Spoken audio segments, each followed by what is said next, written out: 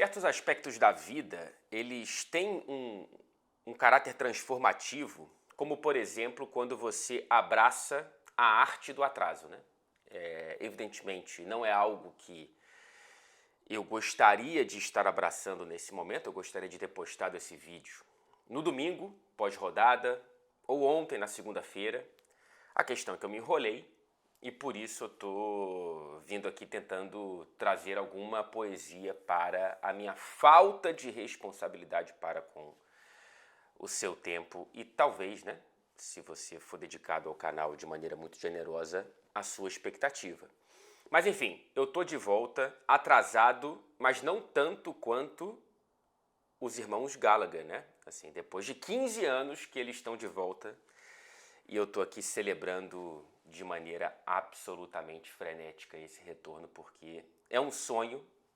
Eu já vi o Liam ao vivo, nunca vi o Noel, mas eu tô, cara, rezando a todos os santos e sei lá o que eu não pratico, mas gostaria da ajuda, né? Conveniente, religiosa e espiritual, para que eu consiga ingressos nesse sábado para o retorno do Oasis no tour que eles vão fazer aqui no Reino Unido no ano que vem. Enfim, feito esse nariz de cera aqui no começo do vídeo, eu queria trazer alguns destaques dessa segunda rodada da Premier League, sempre tentando trazer, pelo menos nesse momento inicial, o contexto que é o momento inicial, né? Nada aqui precisa ser superlativo, nada precisa ser exagerado, nem tanto para o bem, nem quanto para o mal, mas já temos sinais interessantes, já temos algumas pistas de para onde talvez cada clube e alguns jogadores vão caminhar nessa primeira parte de temporada, que já vai ter a primeira pausa depois da terceira rodada para a primeira data FIFA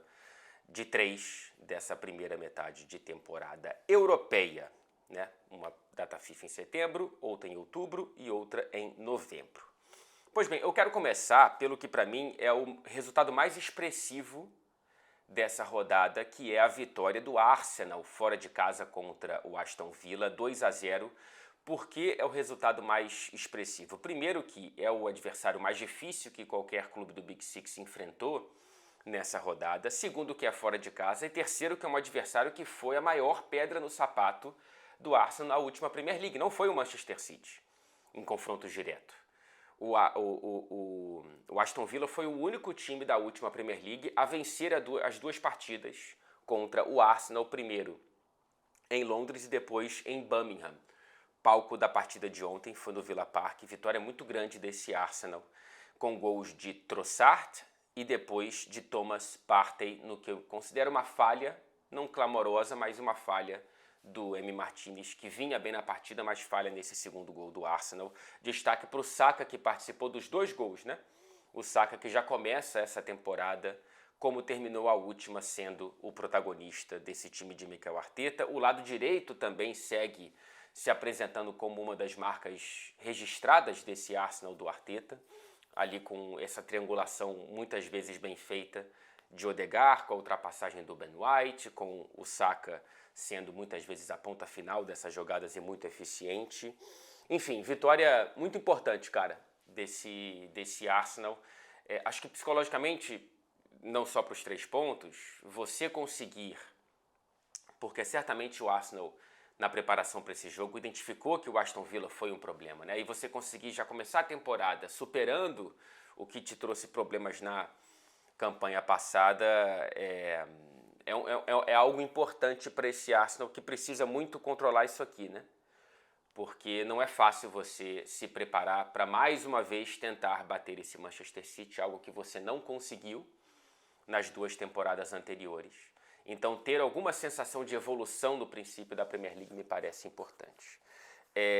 Martinelli mais uma vez um pouco abaixo, né? O Trossard entrou e já fez gol, mas não só isso, acho que me pareceu um pouco melhor tecnicamente do que o Gabriel Martinelli, algo que para o Arsenal é urgente recuperar, né? Nem tanto para a seleção brasileira, porque temos o Vinícius naquela posição, mas o Arsenal, por melhor que seja o Trossard, o Martinelli, quando bem, ele é um jogador muito melhor do que o Trossard, na minha humilde opinião, por isso estou torcendo para ver uma melhora no Martinelli, que não vem bem já há alguns meses, né? Acho que o ano de 2024, dá para a gente colocar assim até aqui, não é bom para o Martinelli. E quem não começa bem é o Watkins, né? Cara, 2 gols perdidos. O primeiro é um gol perdido flagrante, assim, impressionante. Não sei como ele conseguiu colocar aquela bola para fora depois da bobeada do Gabriel Magalhães, que participa muito bem do segundo gol do Arsenal, dando lançamento, acho que justamente para o Trossard, mas poderia ter participado negativamente do que poderia ter sido o primeiro gol do Aston Villa. Ele bobeia com a bola no pé, o Bailey rouba, e aí depois tem uma chance ali clamorosa pro Watkins fazer o gol. Ele não faz. O segundo, que é no rebote de uma bola desviada de um chute do Onaná, eu coloco muito na conta dos méritos do Raya. Assim, eu sei que o Watkins poderia ter finalizado melhor de cabeça, ele poderia ter tirado mais do Raya, mas a recuperação do Raya, se você não viu o lance, por favor, procure. Eu não posso mostrar aqui, evidentemente, senão o vídeo cai. Eu não tenho direitos de transmissão da Premier League, evidentemente.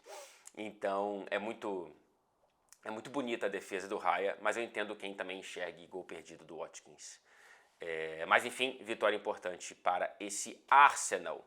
O Manchester City atropelou o Ipswich por 4-1 no Etihad Stadium. Estive lá para cobrir o jogo e também o Bahia Day, né? Sempre agradecendo aqui os contatos que, ainda bem para mim, são frequentes com o pessoal do Bahia, porque me sinto muito abraçado toda vez que os encontro. É muito bom ter o calor do coração do reencontro com o Brasil. E pela terceira vez tenho algum contato com o pessoal do Bahia por aqui. É o segundo Bahia Day. Em janeiro eles vieram para uma intertemporada, uma preparação por aqui. Foi muito bacana conhecer os funcionários do clube. Dessa vez, mais uma vez, pude encontrar o Carlinhos Brown, que mais uma vez trouxe uma sorte para o Haaland, né? Não que o Haaland não marque sem o Carlinhos Brown, evidentemente que não, mas já é o segundo Bahia Day que o Carlinhos Brown vem, abençoa os jogadores do Manchester City com as pétalas de rosa. E o Haaland ele fez 3 gols contra o Fulham no último Bahia Day e agora fez 3 gols contra o Ipswich Town, que saiu à frente do placar aos 7 minutos, mas o City fez 3 gols em 4 minutos e conseguiu já trazer a normalidade para o placar antes dos 20 minutos do primeiro tempo. Um primeiro tempo, portanto, bastante movimentado, um segundo tempo mais de controle do Manchester City, com o Haaland selando o hat-trick já próximo do fim da partida. E a gente volta à cobertura estatística do Erling Haaland. Não tem jeito, cara, assim, atualização de números enquanto a gente vê o que esse monstro é capaz de fazer.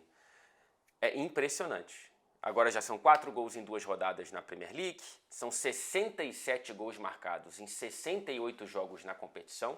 O Haaland que começa a 3ª temporada no futebol inglês. Com a camisa do Manchester City são 101 jogos e 94 gols marcados. Quase um por partida, como já parece normal na vida dele, né? E eu trago 2 comparações aqui para a gente ter uma visão um pouco mais macro do que significa tudo isso. Primeiro, enumerando hat-tricks na era Premier League, né? O recorde pertence a Sérgio Agüero, que tem 12, e o Haaland já está na 7ª colocação dessa lista, com 7, empatado com o Wayne Rooney. E aí veja a diferença de jogos que o Rooney teve na Premier League e o Haaland tem para alcançar 7 hat-tricks. Quase 500 partidas para o Rooney, um dos maiores atacantes que a Inglaterra já viu, e o Haaland não tem nem 70 jogos, gente. É absurdo, assim, é um negócio meio cavalar mesmo. É um negócio animal o que o Haaland faz. Cara, isso é impressionante. E aí você olha para a lista, não tem ninguém com menos... O menor número depois do Haaland é o Suárez, que já foi ultrapassado com 110. O Agüero, que é absurdo também, são 12 em 275 jogos. Cara, o Haaland, ele provavelmente vai empatar com o Henry, com o Kane e com o Owen antes dos 80.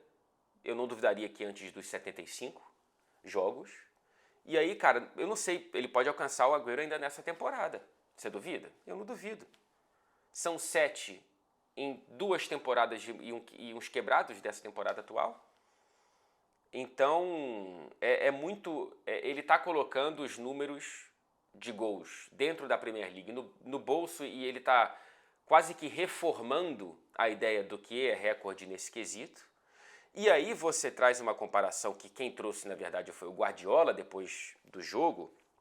Ele não foi perguntado sobre Messi e Cristiano, mas ele comparou, disse que o Haaland ele pode competir com Messi e Cristiano em números de gols. E aí, cara, olha isso, com 24 anos de idade, o Haaland tem 260 gols na carreira com 315 jogos, e o Messi, que tem mais jogos, assim como o Ronaldo, fez menos gols.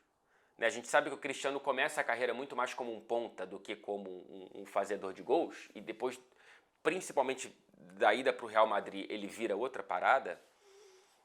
E o Messi também ainda não entrou no auge com 24 anos de idade, mas, cara, já eram jogadores com bola de ouro, sabe?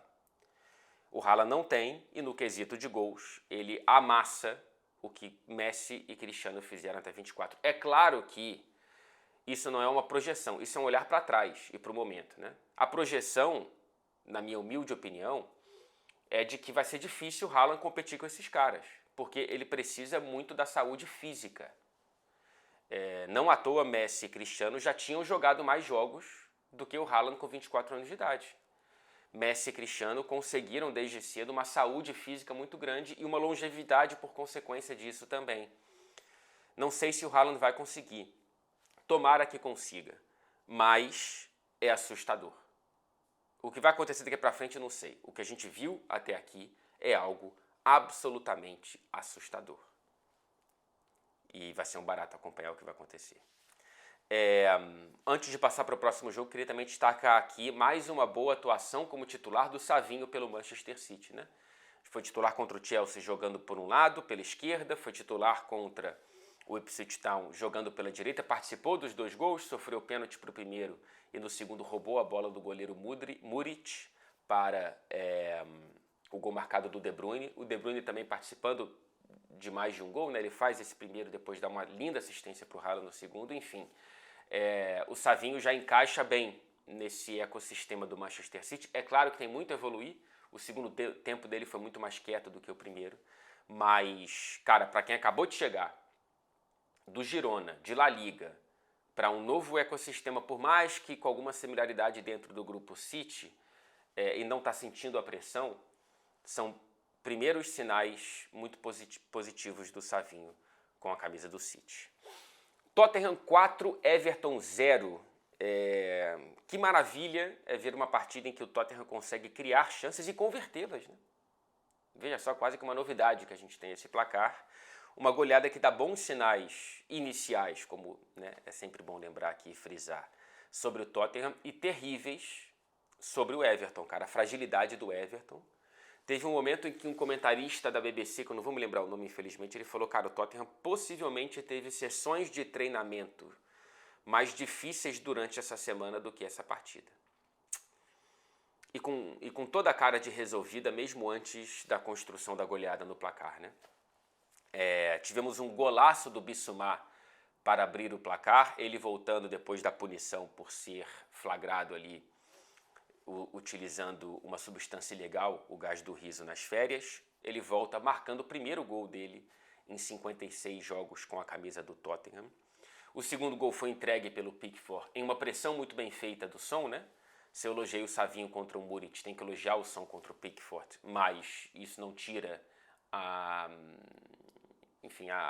falha dos 2 goleiros nesses lances. E eu queria muito destacar aqui a arrancada do Van de Ven no 4º gol, assim. É inacreditável. Eu sou fã declarado do Van de Ven desde os primeiros sinais que eu vi de qualidade dele no Tottenham. Não o conhecia antes com a camisa do Wolfsburg, mas adoro ele desde que eu conheço. E a velocidade é uma das assinaturas do jogo dele, né? Uma das marcas registradas. Mas eu não estava acostumado a vê-lo arrancando com a bola no pé e de maneira ofensiva. E ele sai da própria área para a área adversária, quase para a entrada da área adversária, para dar assistência para o segundo gol do Son, que marca 2 vezes, como capitão, como atacante pela zona central. A gente viu Uma escalação, de certa forma, até surpreendente, de maneira, olhando para o trio ofensivo do Ange, mais pela presença do Odobert, né? Atacante de 19 anos que veio do Burnley e foi titular à frente do Timo Werner ali na direita. Então foi na esquerda, o Odobert na esquerda e o Brennan Johnson na direita. Não entendo muito a insistência, mas enfim. E o som centralizado com Kulusevski e Richarlison no banco de reservas. O Richarlison, que entrou aos 20 minutos, mais ou menos, do segundo tempo. Ele não teve pré-temporada, é importante contextualizar. Desde que ele teve uma lesão muscular, acho que na panturrilha, em maio, que encurtou o fim de temporada do Richarlison e atrapalhou o início dessa. E o antes da partida, ele já tinha frisado que tem que ter muito cuidado com o Richarlison, né? Ele tinha dito que o Richarlison estava bem fisicamente para começar a partida, por isso que havia uma expectativa minha de ver o Richarlison como titular, mas já tinha frisado que não teria como jogar os 90 minutos. E ele diz basicamente o seguinte, que o Tottenham tem que garantir que o Richarlison permaneça saudável. Para isso, é preciso administrar os minutos para que o clube possa extrair o melhor futebol do brasileiro. Cuidado entre vários elogios e, da minha parte, um certo temor de entender qual Richarlison a gente vai ver, quantos minutos o Richarlison vai ter dentro de um setor ofensivo que o melhor Richarlison tem vaga. Mas eu não sei quando veremos o melhor Richarlison e por quanto tempo. Fico na torcida, mas uma torcida com uma certa cautela e um certo temor. Passando para mais uma goleada dessa rodada, os 8 gols em Wolverhampton, 2 para os Wolves e 6 para o Chelsea. Primeira vitória do Chelsea no Molineux desde 2019. E temos, cara, como símbolo dessa goleada, antes de entrar nos pormenores de campo e bola, a maravilhosa e cômica história do Madueke, né? Assim, para quem não viu, antes do jogo, eu não sei por que raios ele foi no Instagram, marcou a cidade de Wolverhampton e basicamente chamou o lugar de um chiqueiro, falou tudo que tem nesse lugar é uma M, e depois ele tentou se desculpar falando que não era para postar naquela conta, uma desculpa que acho que piorou a situação, mas enfim. E aí, cara, evidentemente ele chamou a cidade de chiqueiro e foi recebido em alto e bom som pela torcida dos Wolves. Só que ele vai e faz 3 gols. O primeiro hat-trick do Madueke no futebol inglês, se eu não me engano, na Premier League certamente. Não é um cara que, né, é de fazer muitos gols. E ele faz 3 na mesma partida contra o time da cidade que ele acabou de chamar de horrível. E no fim do jogo, há relatos de torcedores dos Wolves cantando para ele: "Você tinha razão". Esse maravilhoso humor britânico que volta e meia contagia as arquibancadas e nos trazem histórias maravilhosas como essa. Fora a graça, o Madueke é um jogador interessante para a gente ficar de olho. Volta e meia ele traz para o time do Chelsea vários benefícios que são observados por conta da inclusão dele, né? Ele já trouxe qualidades para esse time do Chelsea e quero ver mais do Madueke nesse congestionado e com muita competição interna para a vaga no setor ofensivo, para a vaga de titular no setor ofensivo, mas ele já consegue trazer para si algum protagonismo nesse começo de Premier League. É uma temporada que já começa, como terminou a última, com a assinatura de Cole Palmer. Cara, que golaço, né? Nossa senhora, de cobertura de primeira, assim, um negócio lindo. E depois 3 assistências para os 3 gols do Madueke. O Palmer, ele sei lá, cara, eu quero ter muito cuidado com como rotulá-lo, mas, sei lá, ele dá sinais de que ele pode ser algo, como que gostam de falar hoje em dia, né? Um talento geracional.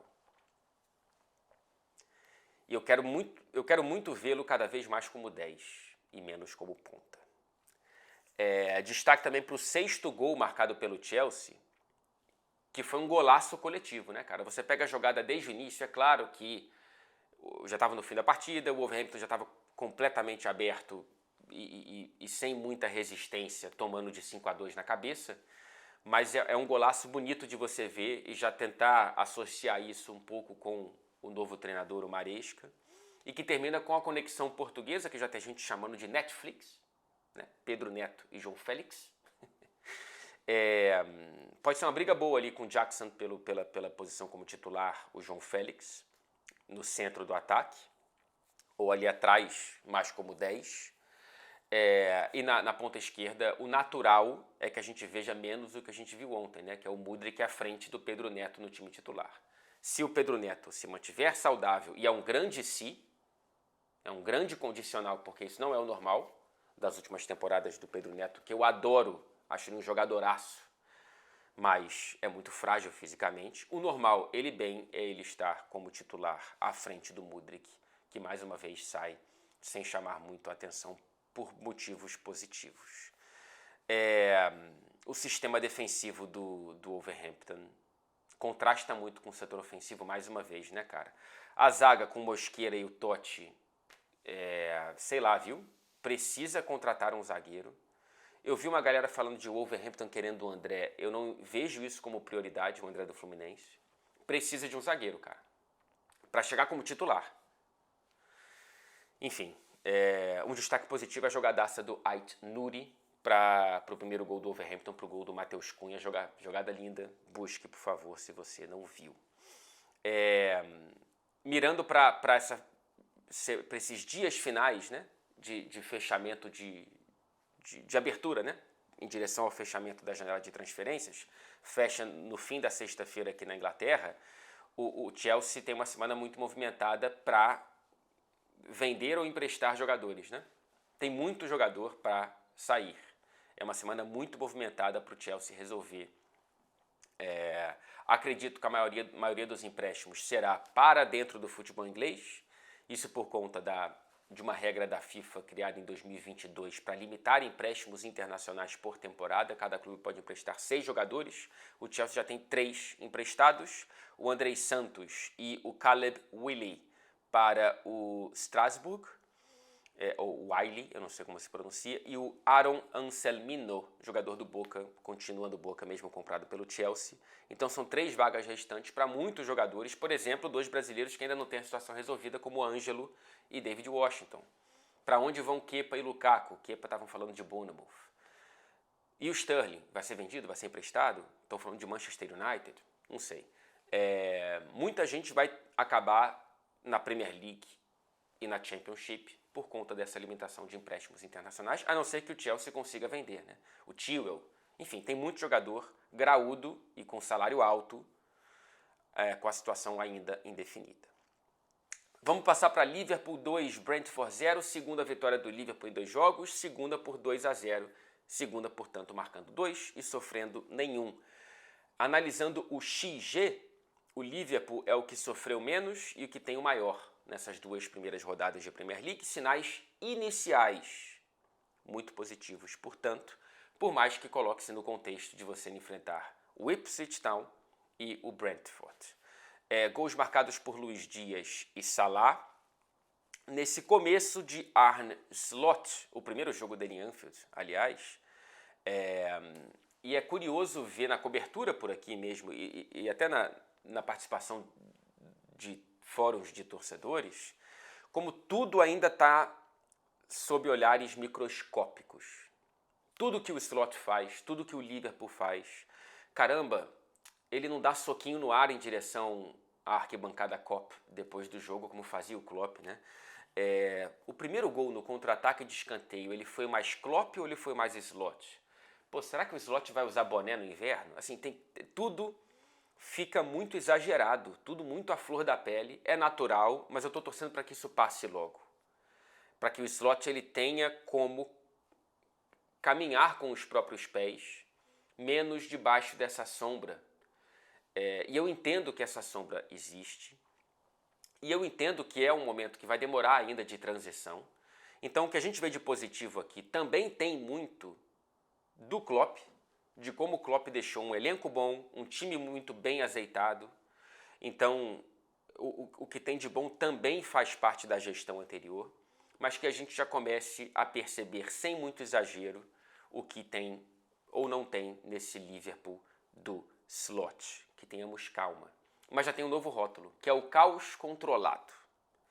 É um Liverpool que parece dar sinais de Klopp quando precisa, como a exemplo do gol do Luís Dias, que abriu o placar.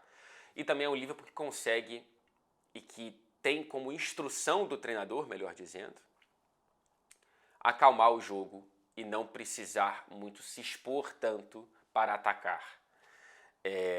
Talvez seja algo necessário, visto que na temporada passada, a última do Klopp, em quase 40% das partidas o Liverpool saiu atrás do placar. Cara, é muito prejuízo para você tentar compensar, é muito desgaste físico e mental, por mais que o rótulo anterior, também por conta disso, nas últimas temporadas, vinha sendo de, como é que é? Mentality Monsters, né? Monstros de mentalidade, porque conseguiam, apesar de todos os problemas, vitórias nos minutos finais e viradas, etc e tal, talvez seja bom precisar menos disso e controlar um pouco mais as partidas. E um número que talvez simbolize isso é o de passes corretos na partida contra o Brentford. 92% dos passes foram acertados, o que é o maior número do Liverpool em 20 anos na Premier League. Desde que o Opta, né, o serviço de estatística, começou a trabalhar com o futebol inglês em 2003, 2004, o Liverpool nunca tinha conseguido 92% de passes corretos dentro da mesma partida, muito porque é um Liverpool que arrisca menos passes arriscados e que tenta cozinhar mais o jogo, mais passes curtos, mais aproximação, menos jogadores afastados, enfim. É um Liverpool cada vez mais se aproximando um pouco da escola guardiolista, mas ainda com essas valências de um time um pouco mais, às vezes, ainda muito acelerado, né? E temos, talvez, os primeiros sinais de um renascimento, né? Ainda dentro do contexto de que é início de temporada e os dois adversários foram realmente frágeis. Só que o Gravenberch como camisa 5, como primeiro volante, parece ser interessante. Ainda quero ver em jogos em que o Liverpool seja mais testado defensivamente, mas é interessante como silenciosamente o Slot está tentando ver soluções novas, né, para essa posição que de fato ela foi mal entregue pela diretoria, né? Eu sei que tentaram o Zubimendi da Real Sociedad e ele não veio, mas seria interessante ter trazido alguém. Quando fala assim André, do Fluminense na Premier League, eu não entendo porque o Liverpool não foi atrás dele de novo. Enfim, vamos ficar de olho, portanto, nessa escolha do Gravenberch, que foi muito bem em 2 partidas nessa posição. Detalhe para a insatisfação do Alexander-Arnold ao ser substituído aos 27 do segundo tempo. Ele saiu para a entrada do Conor Bradley, uma substituição feita pelo segundo jogo consecutivo, mais ou menos na mesma faixa de minutagem. O Slot disse mesmo, admitiu, ele ficou chateado, mas os jogadores que começaram no banco também estavam chateados, imagino eu. Então, nada novo, e que é preciso cuidar da parte física do Trent, que jogou muito na primeira fase da Eurocopa e que teve uma pré-temporada mais curta, etc e tal. Enfim, parece uma questão mais física do que técnica. Independentemente disso, mesmo que se fosse técnica, é importante o Arnold entender que ele não é insubstituível dentro do mesmo jogo. Eu acho que ele é quase que insubstituível quando você olha para o Liverpool, se o Liverpool não conseguir renovar esse contrato dele. É outra situação para a gente acompanhar. Falando em mercado, o Chiesa da Juventus pintou nas últimas horas como uma possibilidade de contratação, a primeira seria, para essa temporada, do Liverpool, cara. Uma oportunidade de mercado, claramente, né? O Chiesa, que não faz parte dos planos do Thiago Motta, novo treinador da Juventus. Ele, aparentemente, seria negociado por um valor na faixa dos 15 milhões de euros, o que é algo realmente chocante. Cara, o Chiesa, ele tem quantos anos? Deixa eu ver aqui. Chiesa, age, 26 anos. A questão é que é um Chiesa que em 2022 rompeu os ligamentos cruzados do joelho e desde então nunca mais foi o mesmo. Ele era um jogador explosivo que eu adorava ver jogar antes disso, cara. Depois. Então, eu não sei qual é o estado físico do Chiesa para Juventus não querer ter um jogador de 27 anos que tinha tanto potencial e quer vendê-lo por 15 milhões. Eu ficaria ressabiado. Ou talvez seja algo que a Juventus não está entendendo, que há um potencial de recuperação e o Liverpool sim. De qualquer forma, não me parece uma urgência, né? É uma oportunidade de mercado. Mas tomara que isso não bloqueie o Liverpool de buscar talvez um primeiro volante nesses dias finais de janela, que isso sim é prioridade. Se você olha para as faixas de campo, o ataque é que menos precisa de reforços, né? Mas ficaria curioso para ver o que o Chiesa poderia trazer para esse Liverpool.